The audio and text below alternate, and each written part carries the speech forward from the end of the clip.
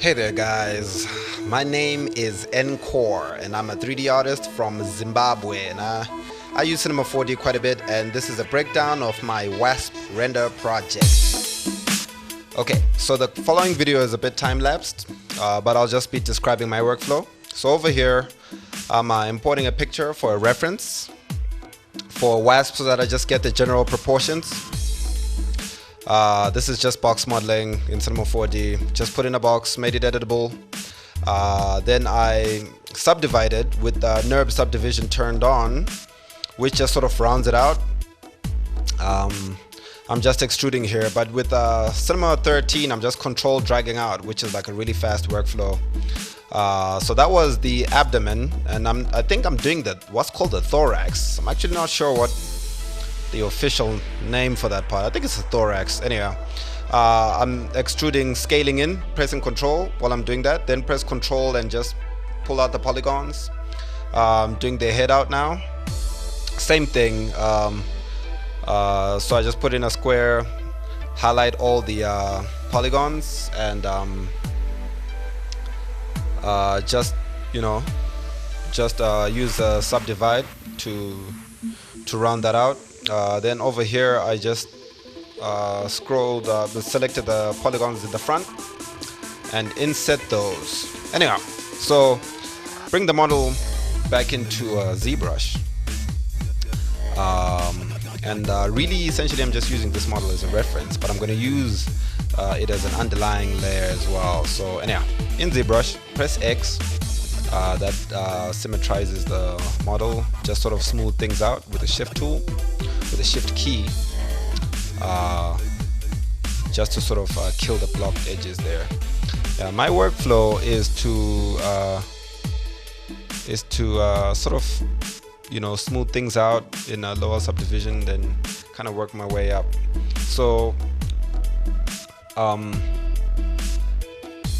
what I'm doing right now is that I am drawing the using the Damien standard brush and just drawing some designs. I'm pretty much winging it, just what looks good, because I kind of had an idea in my mind as I was doing this. So I'm just kind of drawing because I really wanted to keep the waspiness, but still kind of keep it mech like.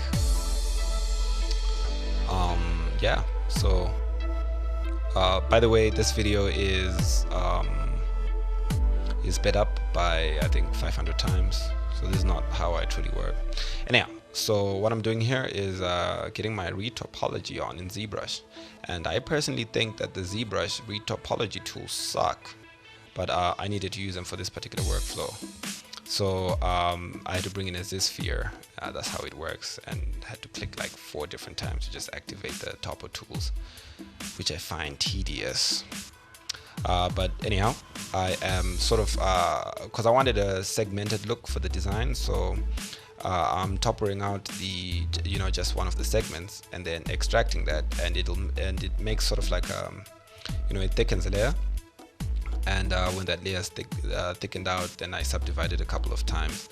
Then I go in and add some detail. So go back in with the Damien standard. I hadn't pressed X there, so I just went in and pressed X.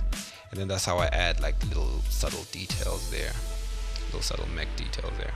And then once I do that, I use one of the polish brushes in ZBrush, which is one of the hard surface brushes.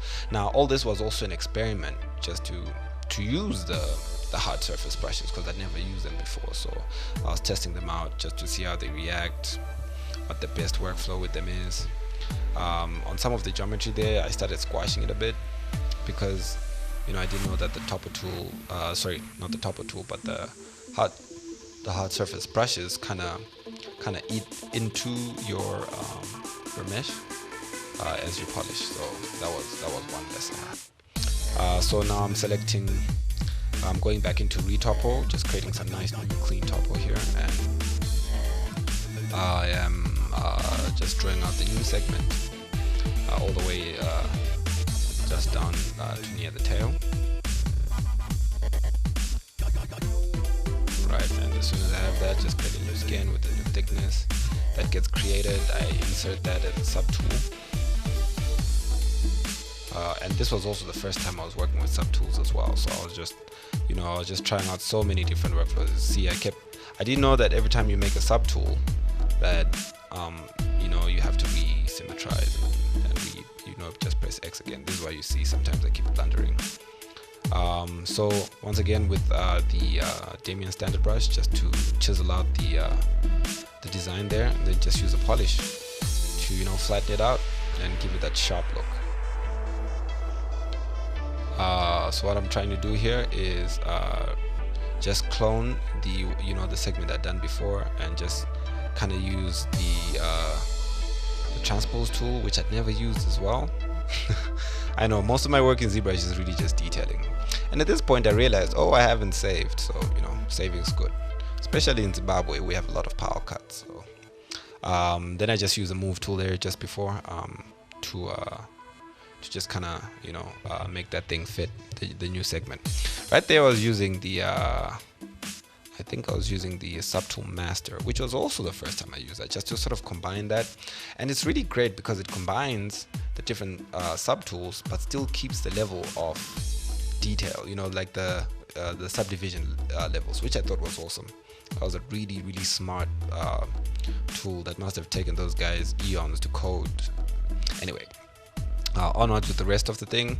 Like I'm saying, I'm just using all these as guides. As you can see right now, I sort of smartened up and I stopped using so many subdivision in my topo work, so I just kept it really low res, and so I just extracted that.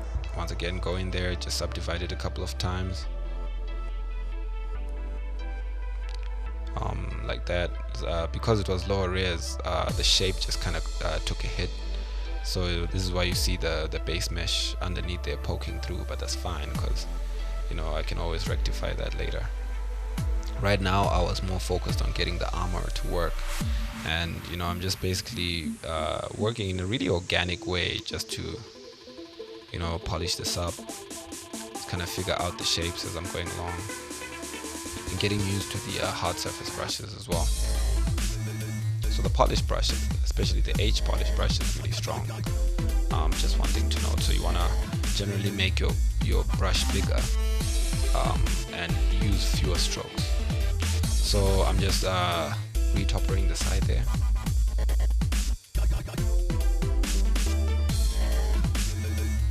As well as the underside of the abdomen section.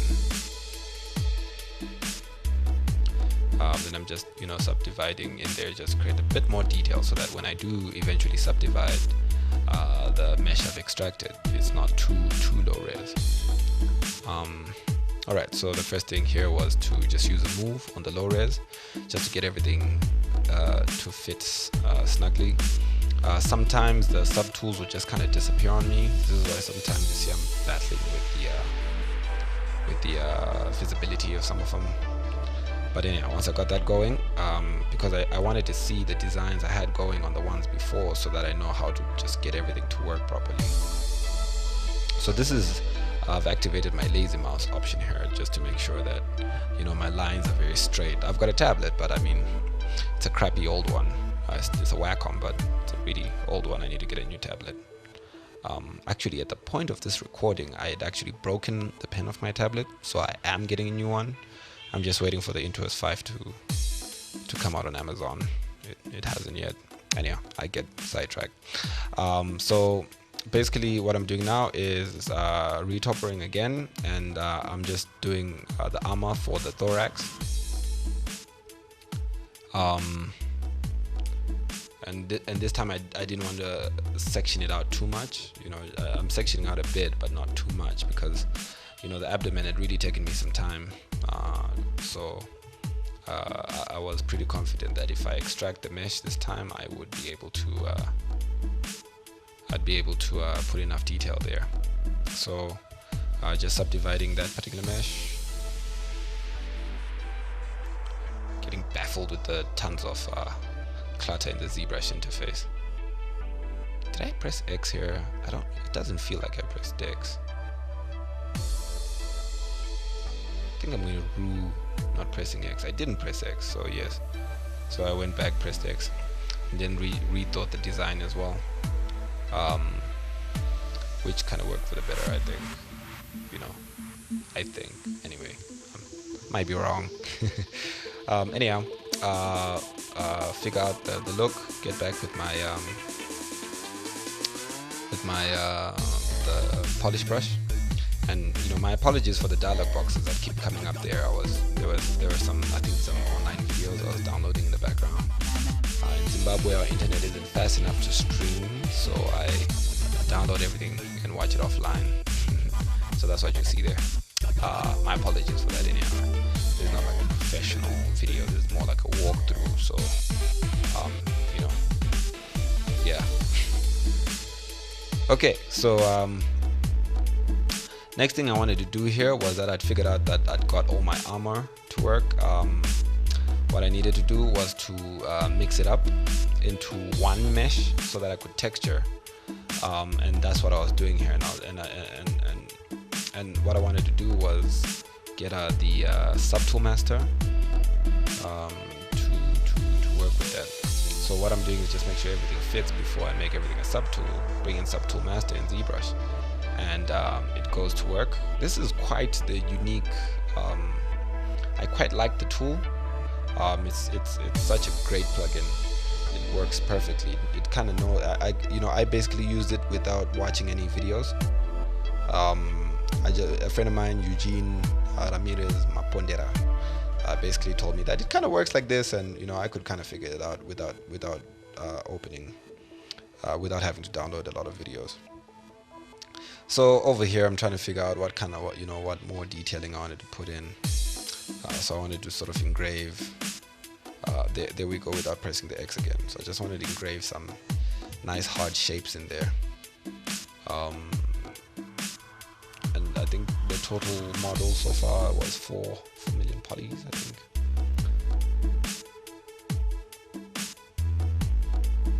So yeah, I'm just figuring it out as I'm going along. These are really the default ZBrush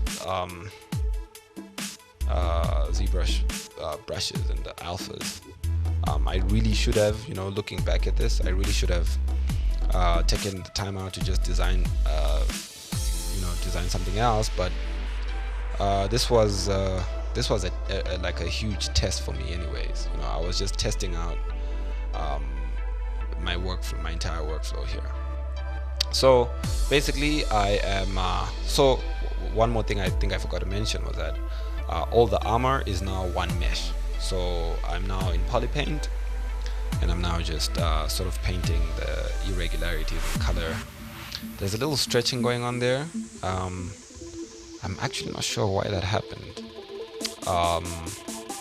I think that must have been due to the polys as I was actually making them. When I was redrawing, they were all not evenly spaced out. This is my theory, and I'm sure I'm correct. And I hope I am anyhow.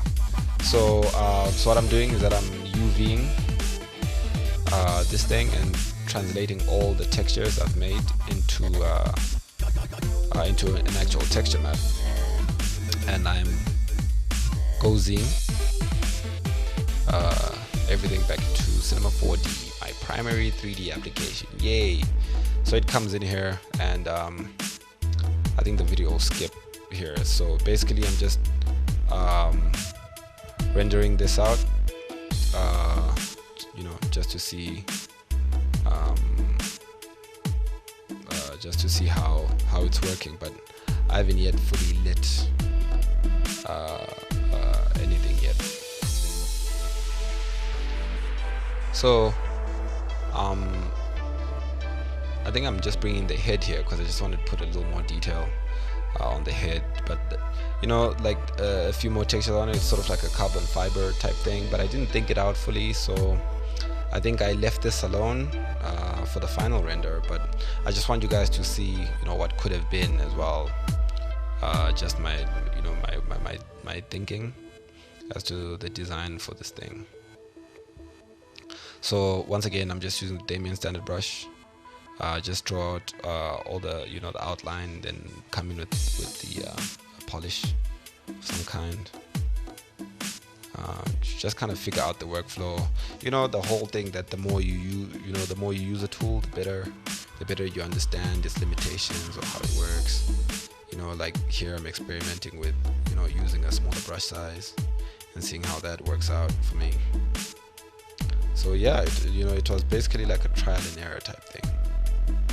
But long steady strokes, especially along the edges, are what really make the tool stand out and give you those nice sharp defined edges.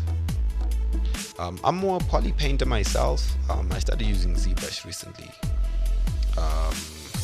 Well, not recently, I've been using it on and off, but I mean seriously using it was recently, you know, just finding out all the different little subtle things about it, and reading up a lot more, and you know, just basically going online to sites like Zbrush Central just to see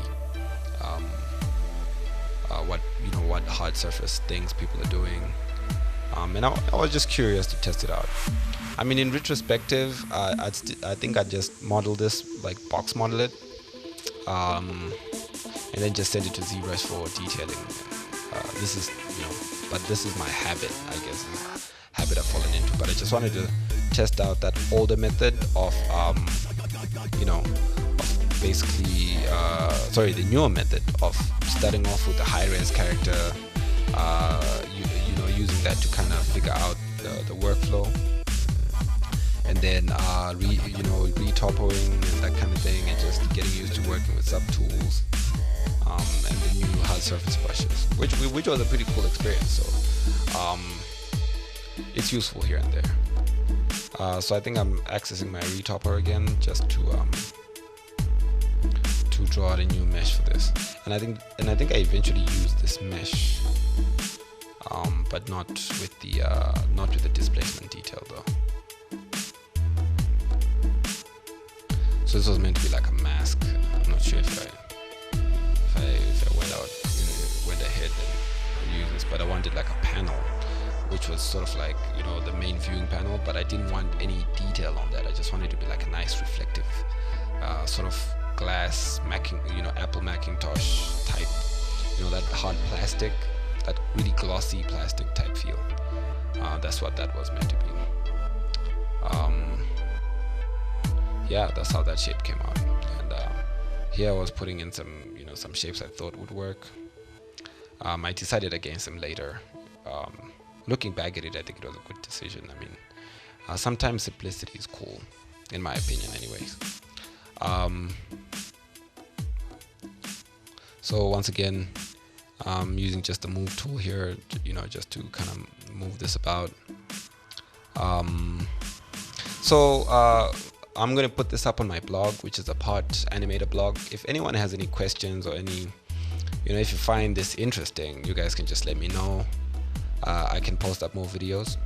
If you think it's pretty cool, I can. I don't mind. So,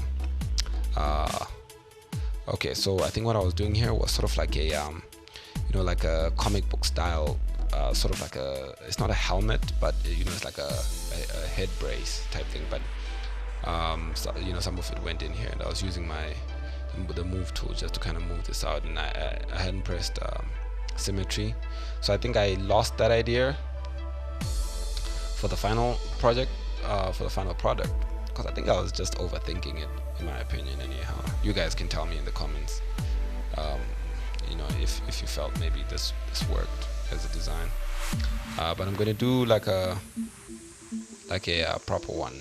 So another thing I discovered as I was doing this was that because it wasn't nicely symmetrized, every time I tried to put in the detail that I put in everywhere else, it wouldn't line up like right at the center. It's another thing to keep in mind. I discovered it the hard way. Once again, this is not like a full-blown tutorial. This is a walkthrough. So this is why it's not perfect, because I was kind of basically just discovering stuff as I was working it. So yeah. So I think here I was now preparing to export this, and I was actually preparing to texture it, but I didn't use the textures I came up with, because I kind of came up with this fiberglass thing going on, but I didn't like it. It really sucked. So initially I wanted the head to be yellow, but in the final render it's black, and that was because I was texturing the head independently, and I hadn't had a concept locked down on paper. You know, upon looking at it as I was setting up the render, I realized that, oh, you know what, there's too much yellow, so I wanted a bit more contrast. This is a weird fiberglass, you know, texture I got, which is such a retarded move, but this is why I didn't use it. You know, part of the process is to be very honest with yourself and say, you know what, this is not working out, and it wasn't. That's why I didn't make it to the final thing. But you know, you gotta try some things. Sometimes they work, sometimes they don't. He was having trouble with the spotlight tool, but I got it to work in the end. I'm actually not sure what that was, but because everything is sped up, it made it look like, you know, I just had a little slight hiccup, but it was a big hiccup. I just put in sort of like material, like a metallic material, and Zbrush just kind of helped me pre-visualize this. But like I'm saying, I didn't use this, but I just posted this for you guys, you know, just to see. So right, here we are, and I am importing the head, but like I'm saying, I didn't use it. So basically everything is going to be powered by displacement maps, and right now I'm just filling in the blanks in Cinema, like the things I didn't create in Zbrush. As you can see here, it was really taking a long time to render. The displacement maps were a little way off. These days I like to always scale things down to something realistic, because I employ the use of Cinema 4D's advanced renderer, not advanced renderer, but the new physical renderer. So what I've discovered is that things have to be, you know, some kind of accurate. So now, right now I'm making an antenna, and I'm just using the lab tool. Not lab, yes, lab tool. No, the sweeps now. So I'm just scaling down the profile there of the spline. That's, you know, the circular spline.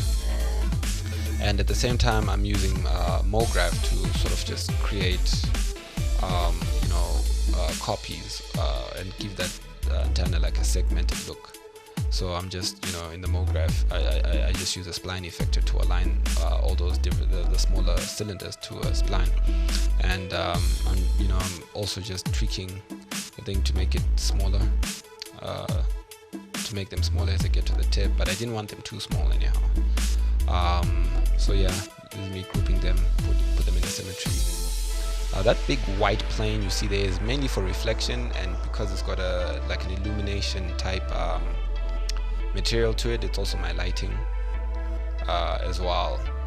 I just use that like as a base lighting configuration when I'm feeling lazy, but you know, for working with renders that have a lot of reflection, it works out pretty well.